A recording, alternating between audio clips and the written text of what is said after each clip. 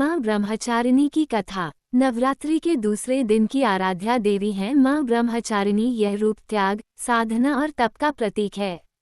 उनका नाम ही संकेत करता है ब्रह्म अर्थात सर्वोच्च सत्य और चारिणी अर्थात उसका पालन करने वाली। उनकी कथा केवल शिव पार्वती के विवाह की घटना नहीं है, बल्कि यह हर साधक के धैर्य और आस्था की परीक्षा का प्रतीक है। हिमालय का आंगन और बालिका पार्वती। हिमालयराज और उनकी पत्नी मीना के घर एक दिव्य कन्या का जन्म हुआ। उसके जन्म के समय आकाश से पुष्प वर्षा हुई, गंधर्वों ने गान किया और ऋषियों ने घोषणा की। ये कन्या कोई साधारण बालिका नहीं है, स्वयं सती का पुनर्जन्म है। छोटी पार्वती बचपन से ही शिव नाम के स्मरण में लीन रहती। जब अन्य कन्याएं खेलकूद में मग्न होती, पार्वती गंगा के तट पर बैठकर पत्थर पर शिवलिंग बनाकर उनका पूजन करती। एक दिन नारद मुनि हिमालय के दरबार में आए।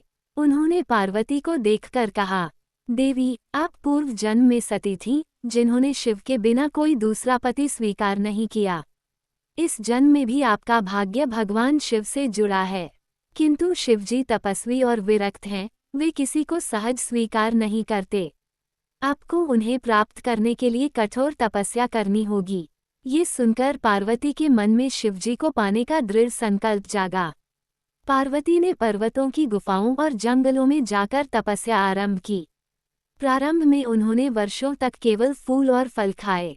मौसम की गर्मी, सर्दी और वर्षा को सहते हुए उन्होंने अपनी साधना जारी रखी। धीरे धीरे उन्होंने फल भी त्याग दिए और केवल हरी घास और पत्तियों पर जीवित रहीं।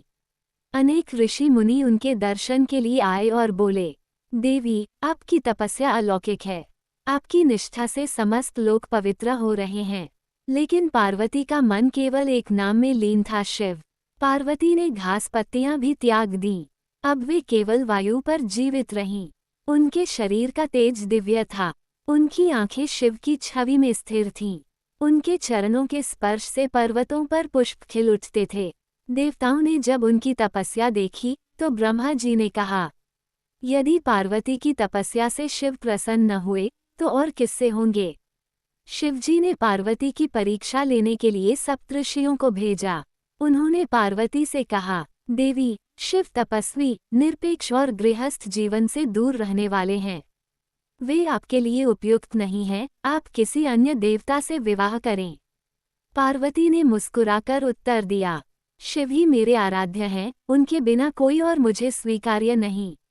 मेरा मन, प्राण और अस्तित्व उन्हीं के चरणों में समर्पित है। चाहे कितनी भी कठिनाई आए, मैं विचलित नहीं होऊंगी।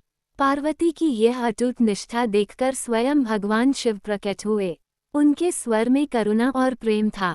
देवी, तुम्हारी तपस्या ने तीनों लोकों को पवित्र कर दिया। तुम्हारी साधना, संयम और भक्ति ने मुझे प्रसन्न कर दिया।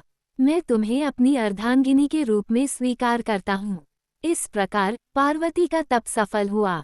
उनका ये ब्रह्मचारिणी रूप हर साधक को ये सिखाता है कि सच्ची भक्ति और धैर्य से असंभव भी संभव हो सकता है। ब्रह्मचारिणी का स्वरूप और महत्व। माँ ब्रह्मचारिणी का रूप सरल और शांत है। वे 2 हाथों वाली हैं, दाएं हाथ में जपमाला और बाएं में कमंडल। नंगे पांव, यह उनके कठोर तप और साधना का प्रतीक है।